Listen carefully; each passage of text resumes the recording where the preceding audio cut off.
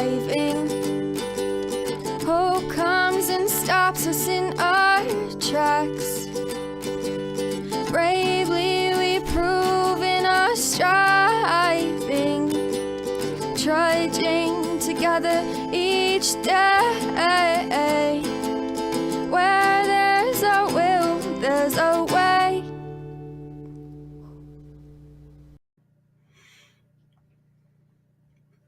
Good morning again.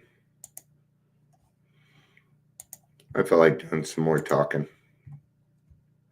And I think this is a very good topic for right now because, the holidays are over, but there's still feelings that are going on.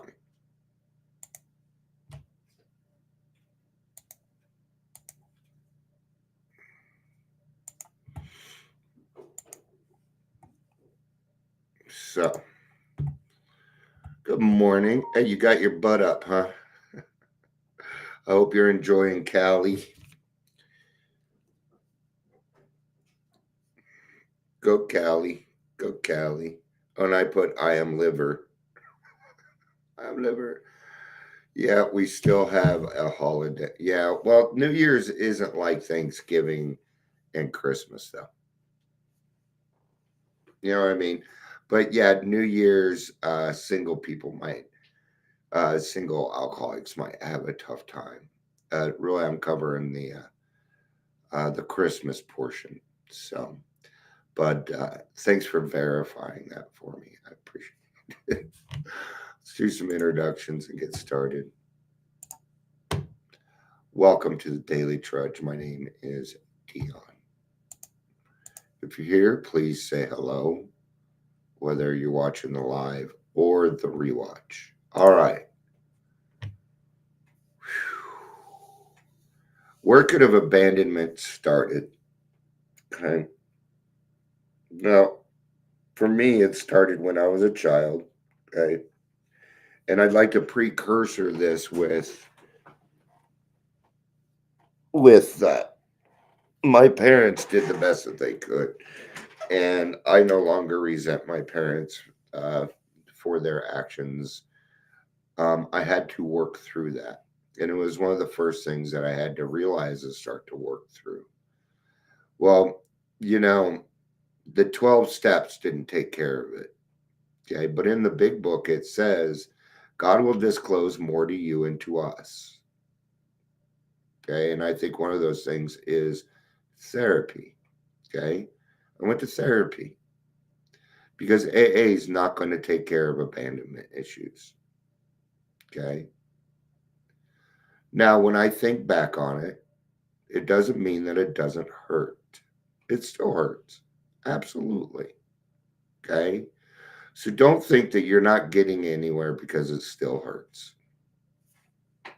Okay, it may hurt for the rest of your life. Now, we can use that hurt a couple of different ways. We can take it and be angry. We can be sad. Or we can understand that, maybe we shouldn't do that to other people. Okay. I think one of the mistakes that my parents made was the act of tough love. Okay. And they were taught this. This wasn't something that just came on. There was a man, his name was Phil Donahue. He was the daytime speaker. He was the Oprah of his day. Right? No, except Oprah sucks. Of course, so did Phil Donahue. But anyway, I'd love to get on any of those shows just so I could put me on Dr. Phil. Put me on there. I would love to ream that man's ass. Anyway, so they used tough love. And that meant that they loved me, but they loved me over there. And that's exactly how it was said. Okay? Dion, we love you, but we got to love you over there. Okay? Now, for me, it was a little different. I've talked about my childhood a lot. I'm not going to really go in. I'm not going to go into. So, love is good, tough love. Yeah. I think tough love is, I'm not saying that we shouldn't use tough love, but I think sometimes we take it too far. You see, my mom is an alcoholic, and an alcoholic is an extremist. The man raising me at this point decided he just didn't really want anything to do with me. Okay. But she did the best that she could with what she had. Okay. And it's not like she didn't advocate for me. She did. She advocated for me. Okay. So, but still, that abandonment was there. I found out my father wasn't. I found out my father wasn't my real father, so there was more abandonment. Okay, and since I did not take care of this, I would pass this on to my children,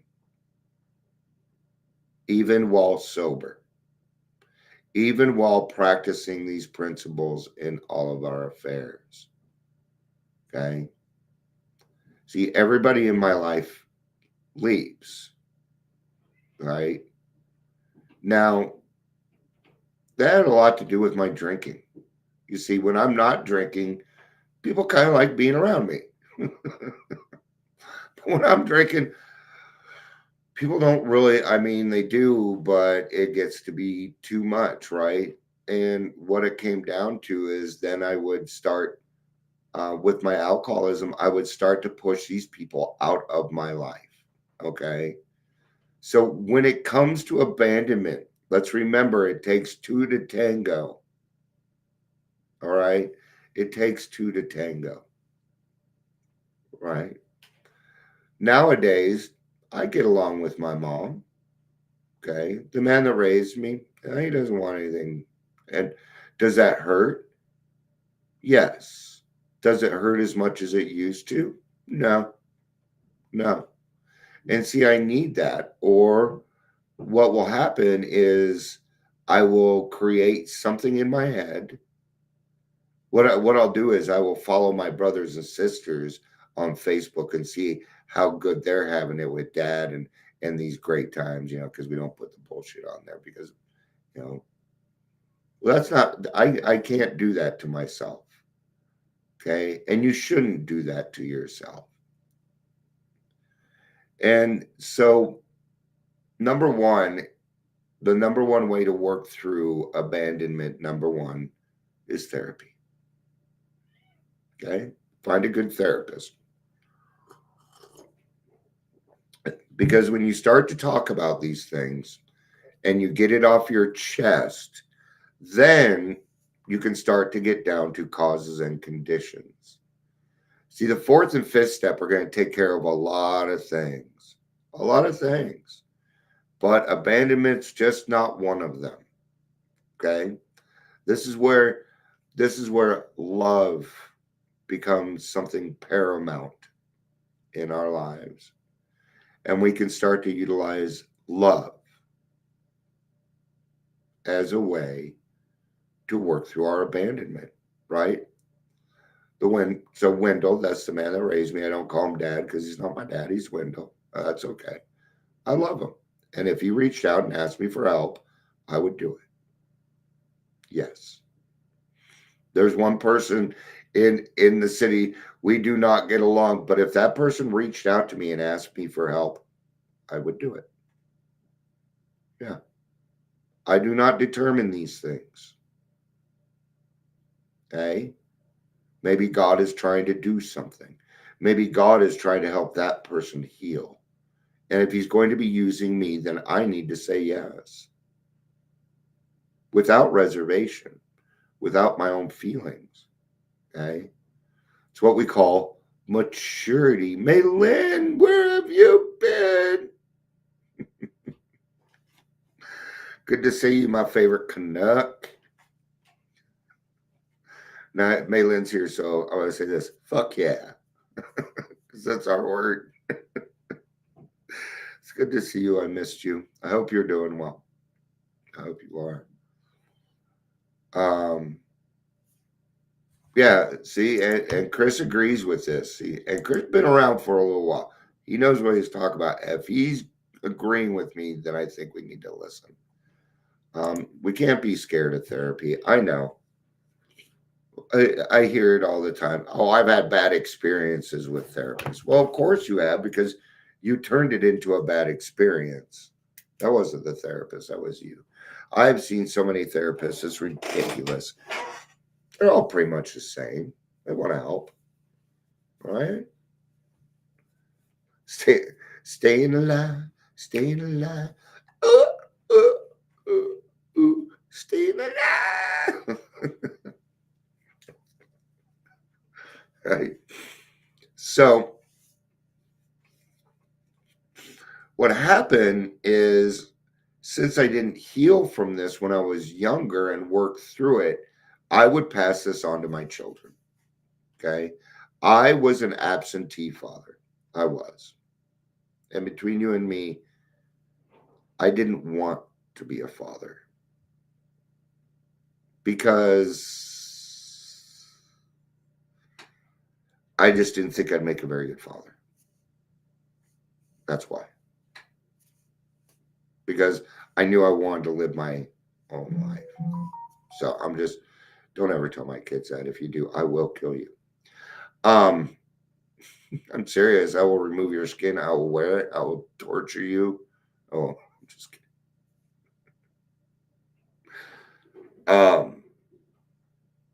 And I was an absentee father. So what I needed to do was, number one, I needed to work through my stuff with the kids also. I did. Okay. And then I went to them and I provided a ninth step: justice. Justice. Okay.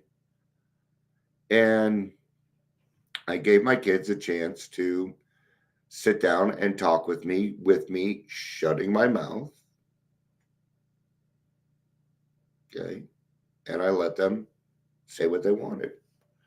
My daughter took me up on it. My son decided not to. Okay. It is their own business, but it's provided. Okay. Well, see, my son and I are talking, so it's not as imperative. Now, my daughter and I, we weren't talking. And I need to give her this chance, and she needed to get it off her chest so that we could start to move forward. Did it hurt? Not as much as I thought it would. Of course it did. I don't like hurting my daughter. I love her very much. Okay.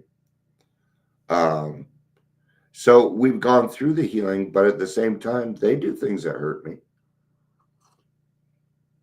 Okay. And I still do, and what I need to do is still just let them have that. Okay. Um,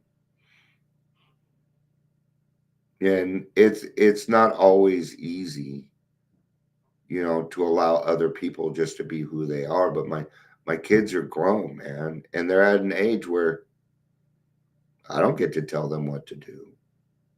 Okay. But I will do everything that I can to make sure that they have a happy life. I'm their dad, and it doesn't matter what they do. I need to love them for who they are.